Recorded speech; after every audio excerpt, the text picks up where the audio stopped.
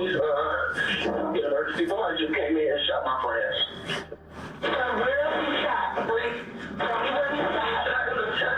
Shot in the chest now. Yeah, I understand now. I apologize. I just can't start up the house. And two of my friends are physically wounded. Hello, sir. Is the bleeding control now? Michael, he's been talking here. Now this is a case about hate.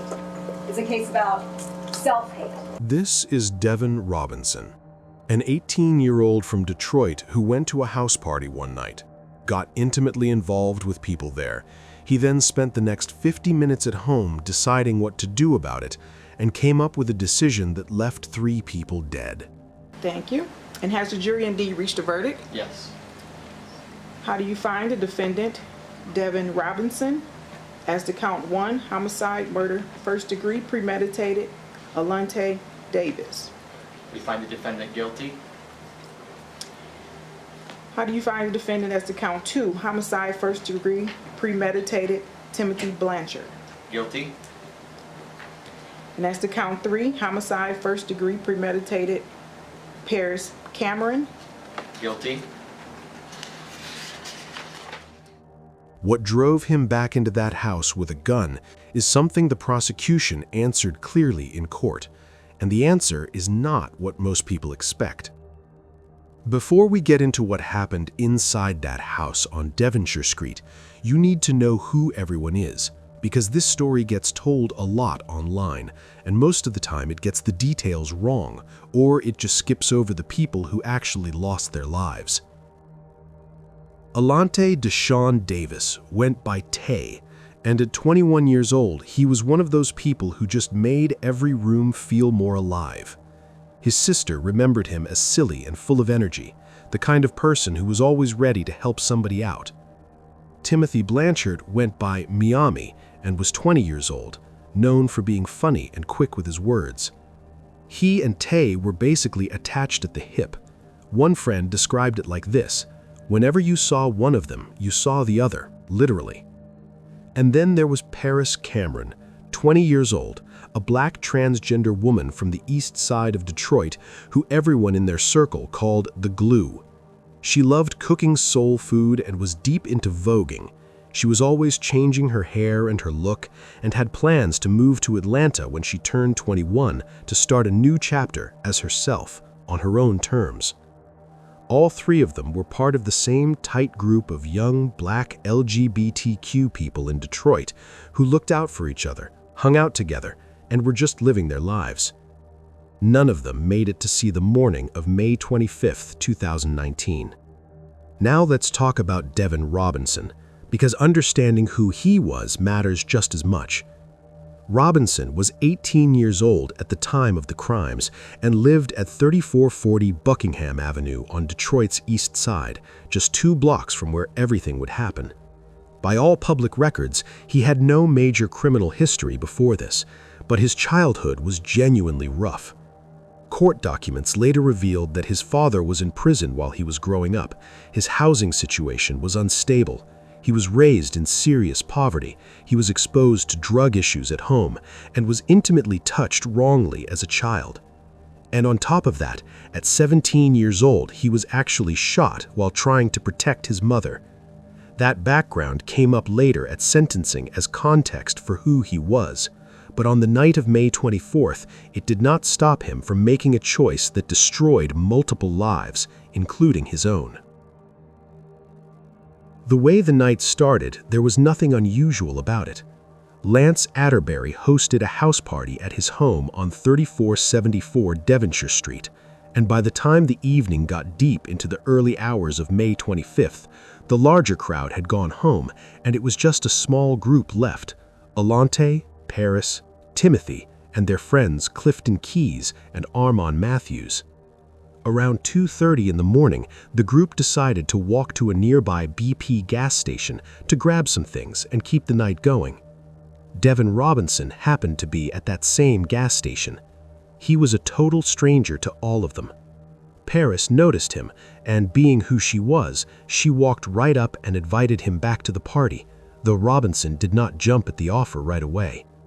Surveillance cameras at the gas station picked up the whole back and forth, Robinson walking toward Devonshire and then stopping, then turning back, then going again.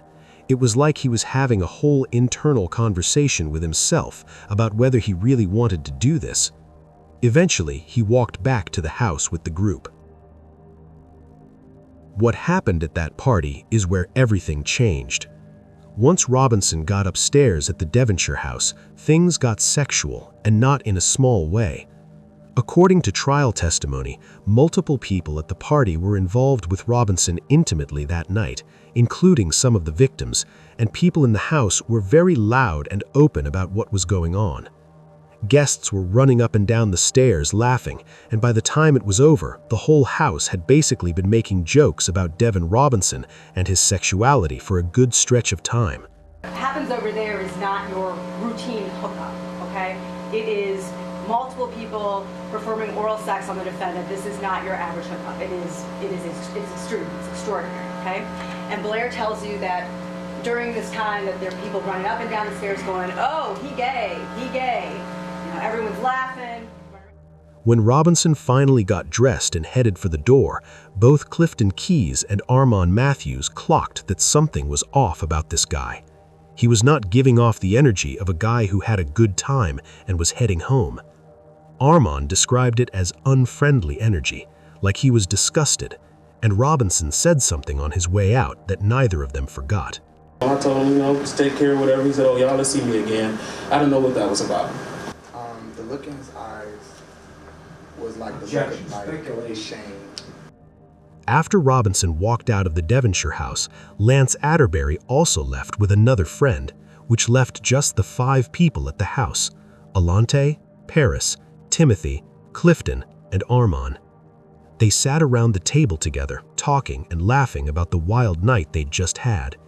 They had no reason to believe that the man who just left was 2 blocks away at his mother's house, thinking about how to make sure none of them could ever tell anyone what Devin Robinson had done that night. After Robinson left the Devonshire house, surveillance cameras at the BP gas station picked him up again at around 4 o'clock in the morning, which was almost an hour before the shooting. He was outside the store dry heaving and spitting, then went inside, bought some juice, and left without saying anything to anyone. Whatever was going on in his head during that stretch of time, his body was clearly under pressure. Then Robinson went home, changed into all black clothing, grabbed a gun, put on a ski mask, and walked those 2 blocks back to Devonshire Street. The whole point was to make sure that nobody sitting in that house could ever go back to the neighborhood and start talking about what Devin Robinson had done that night. And he knows that those people over there on Devonshire, they're loud, they're out, they're proud, they're laughing about it. This is not going to stay a secret. Everybody in that neighborhood is going to know what went down at that Devonshire house, and he knows it. Back inside the house, Alante, Paris, Timothy, Clifton, and Armand were still sitting at the table together when they heard footsteps at the door. For a second, they all thought it was Lance, the host, coming back to play a joke on them, because Lance was that kind of person. Then the shooting started, and it did not stop. Clifton said he heard shot after shot after shot, more than 20 rounds going on inside that house. Alante shot twice, Paris is shot 4 times, Timothy is shot 4 times, Blair barricades himself in that bathroom, he can hear his friends screaming. Timothy runs down to the basement with Armand. Armand's trying to save Timothy. Clifton made it to a bathroom and locked himself inside.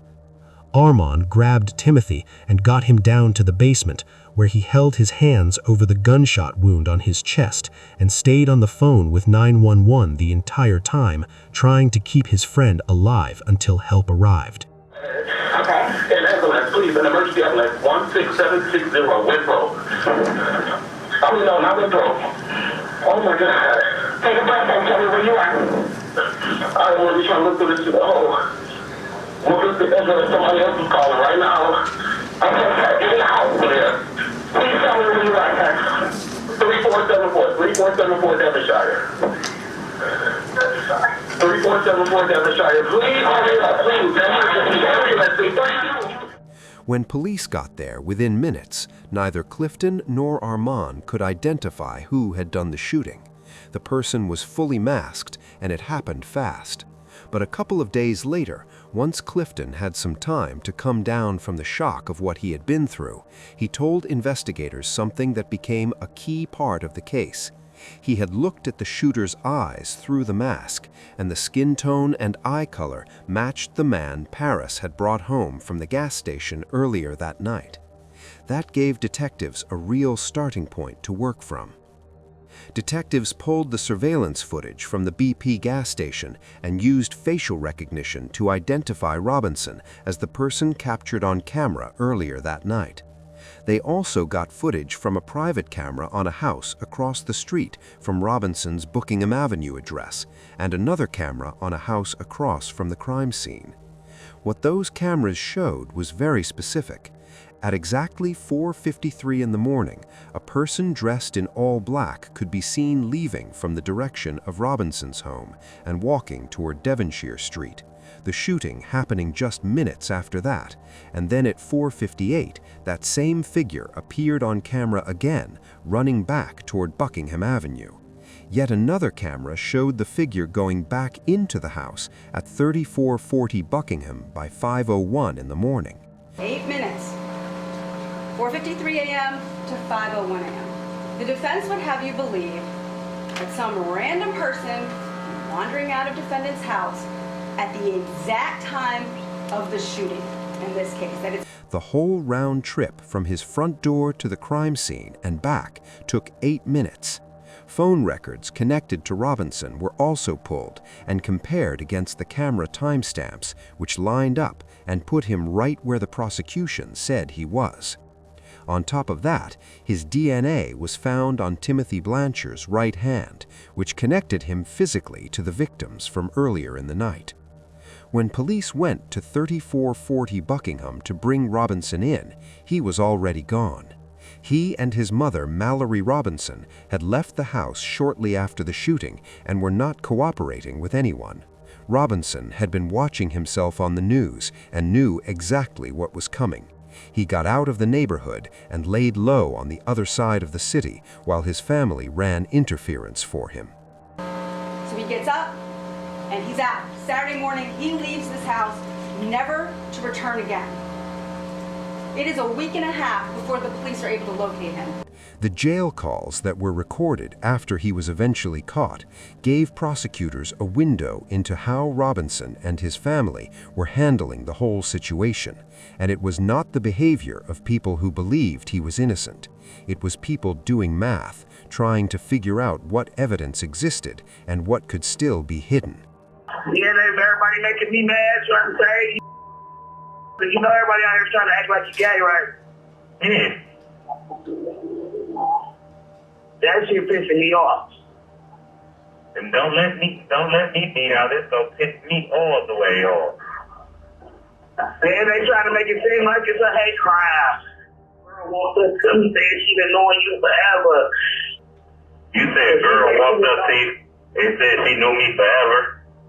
Yeah. And she know how I am. People who know me know how I am. She was like, I would have never thought Little Devil would have did something like that. If we had the death penalty, they would be trying to give you the death penalty, but they can't. The only thing they can do is give you a natural life in Michigan. Damn. So they basically trying to say because you did it because you hate gay people and all that shit. But see, that shit ain't gonna fly. You got sisters and mama that's lesbian. You feel me? You know that got through. If it ain't no evidence to charge me by my court date, they gotta let me go. Not necessarily, Devin. You just can't do what that guy did. Because they had nothing against him. And he pled to that shit, but you ain't got to worry about no Kobe City. You feel me? That's what he was worried about, his Kobe City. Right. Right. And I told the police I was gay. Okay. Yeah. So that should be out the window, that hate crime shit. Mm-hmm. Well, my thing is, if you ever felt like that way or something, don't be never afraid to come to me with that shit. Don't keep that kind of shit from me. I'm not. His mother was also heard on those calls upset that people in the neighborhood were saying Devin was gay, and his response made clear what had been eating at him from the moment he left that party. In the end, it was an anonymous tip through Crime Stoppers that gave detectives his location.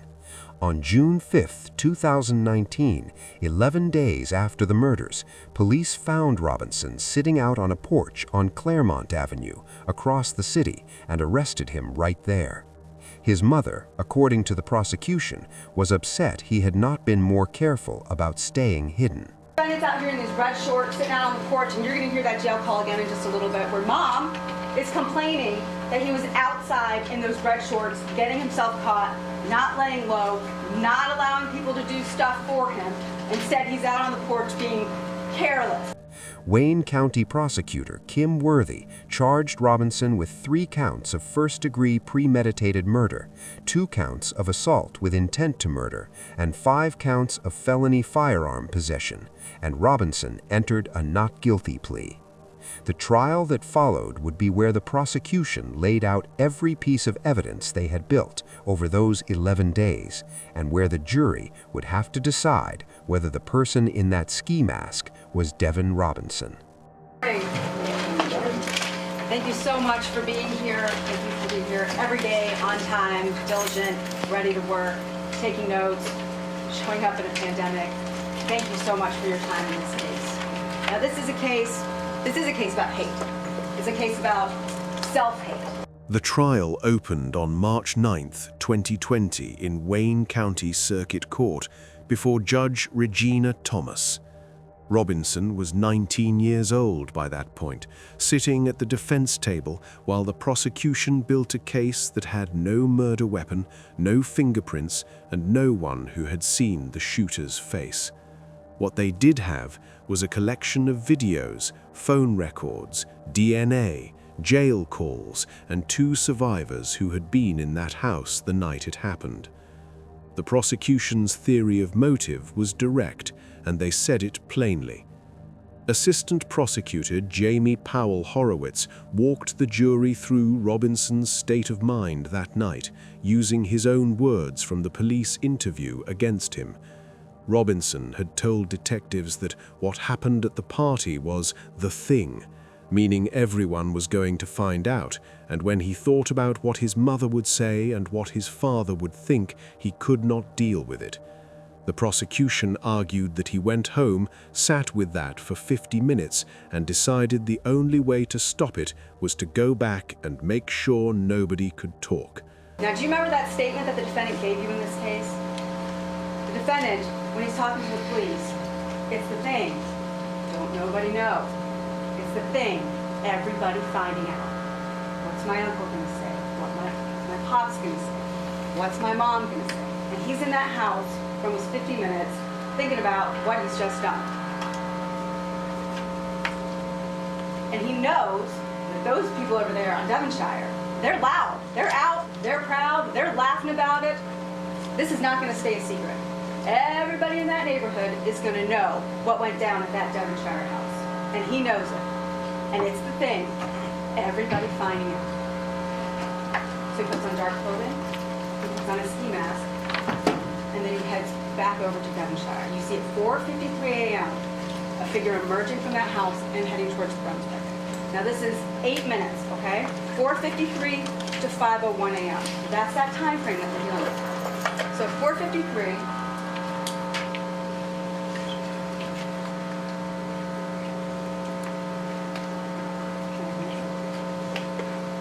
So 4:53 a.m.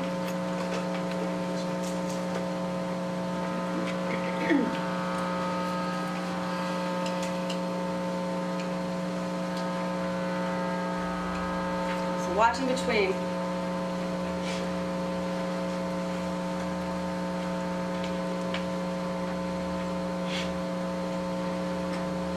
Remember that call was at 4:50 a.m. And then at 4:53 we have a figure coming from the house, headed towards Brunswick. And this is the direction that you're going to see 447. This happened because the defendant didn't want anyone to know about his sexuality.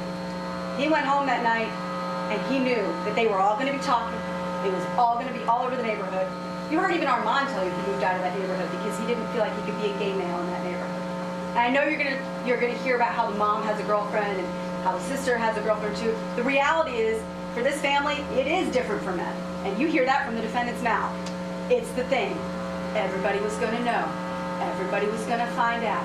My mom was going to find out. My dad was going to disown me.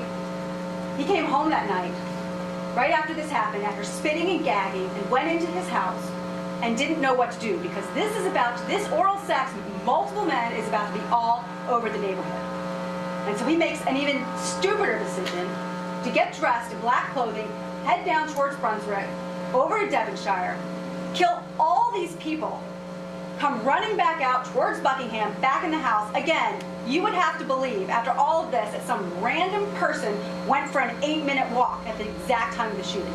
That's not what happened. This is the defendant. The defendant did this. And then after doing that and realizing all the police that were coming to the neighborhood got out of there, and his family circled around him and they did not cooperate, and they did not talk to the police, and they did not say anything to anyone until someone gave a tip to the police, and they found him hiding out on the other side of the city. And then he tells you about how he didn't want people to find out. And he only admits to things when he believes that the officers are telling him the truth, like about finding DNA. But he'll only admit what he has to, right? Because he's not going to talk about having oral sex with other people in that house, even though his DNA is on Timothy Blanchard. And then it's him on these jail calls, repeatedly. What is the family saying? We're going to pray for the best. We're going to wait and see what they have. Defendant saying, if it comes down to it, I'll consider a 25-year plea. I'm sorry I put y'all through this. I'm going to have one more time to address you. And when I do, I'm going to ask that you hold the defendant responsible for killing 3 people in that house and for almost killing 2 others. Thank you. The defense, led by attorney Evan Callanan, pushed back on one thing and one thing only: identity. Callanan did not deny Robinson was at the gas station or at the party. His whole argument was that the prosecution could not actually prove the masked figure on those cameras was Devon Robinson specifically, and that the jury would be making a guess rather than a decision based on solid proof. He called the prosecution's case a fanciful theory and kept coming back to the same question. Answer: I really didn't look. Honestly. Unbelievable. Unbelievable. Honestly, I really didn't look.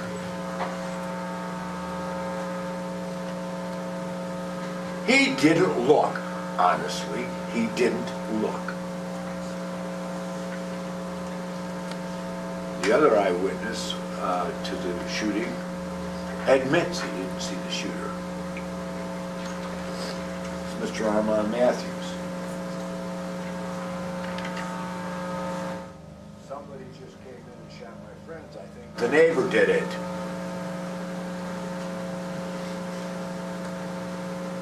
I was behind a wall, I didn't see the shooter.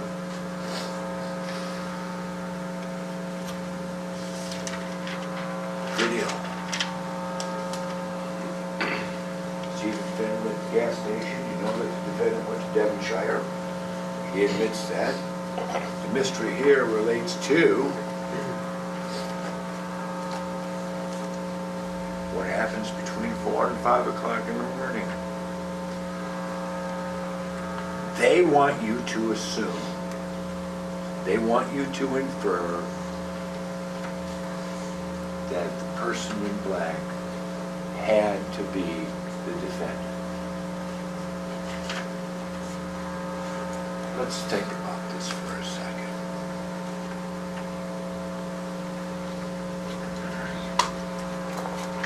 There isn't anything in the record to support that. Fact. The video itself does not reveal the identity of the person wearing black. It doesn't. It's only by supposition. If I were to ask the question,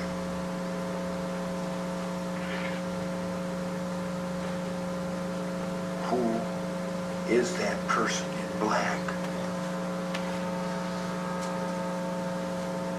I think the only possible explanation that you can give is, I don't know.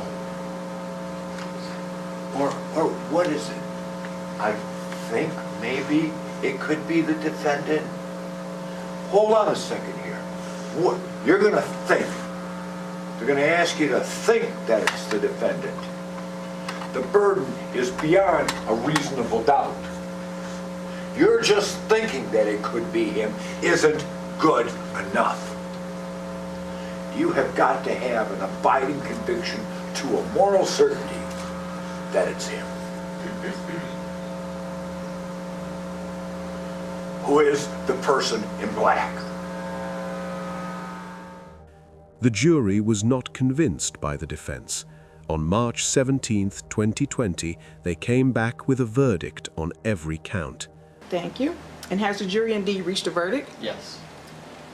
How do you find the defendant, Devin Robinson, as to count 1, homicide, murder, first degree, premeditated, Alante Davis? We find the defendant guilty. How do you find the defendant as to count 2, homicide, first degree, premeditated, Timothy Blanchard? Guilty. And as to count 3, homicide, first degree, premeditated, Paris Cameron? Guilty.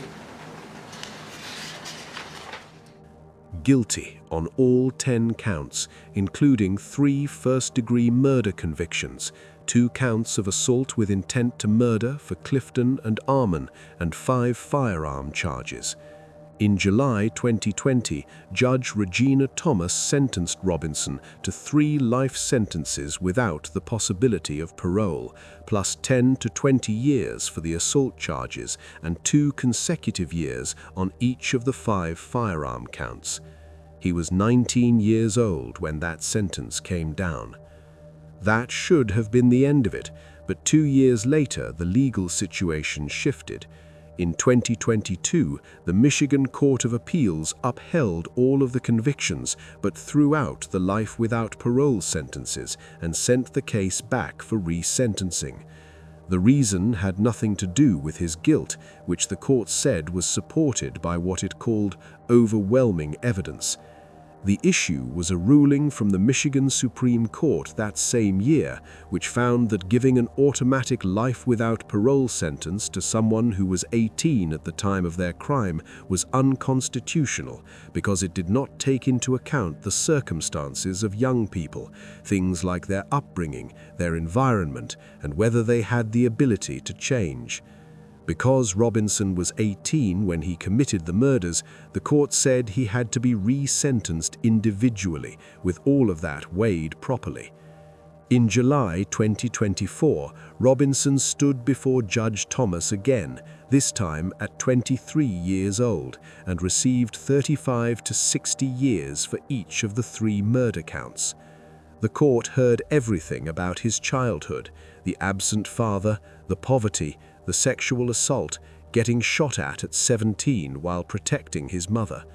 Robinson spoke in court, said he felt regret, and asked the victims' families to forgive him. He also tried to claim the sexual activity at the party had not been something he wanted. The judge rejected that argument without hesitation, pointing to the deliberate steps he took in the 50 minutes between leaving the party and walking back in with a gun. The court's words were clear. This was not an impulsive act. You left that home. You went back to your house. You changed clothes. You came back and you shot 3 people to death and nearly killed 2 others. You wanted to kill them. You came back to kill everyone in that home. Robinson appealed the new sentence and lost. In November 2025, the Michigan Court of Appeals confirmed that the 35 to 60-year sentences were appropriate and that the judge had properly considered his age and background before deciding. The appeals court pointed out that what Robinson did was not the kind of hot-headed, in-the-moment thing that youth sometimes explains away.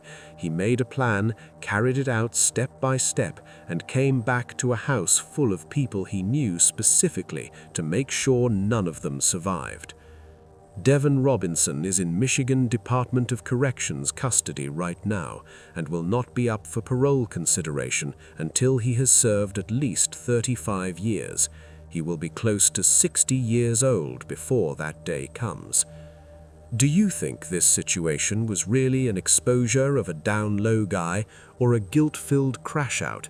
Drop your thoughts in the comments and let us know what you think. Click on one of the cards on your screen to see more videos like this. See you in the next one.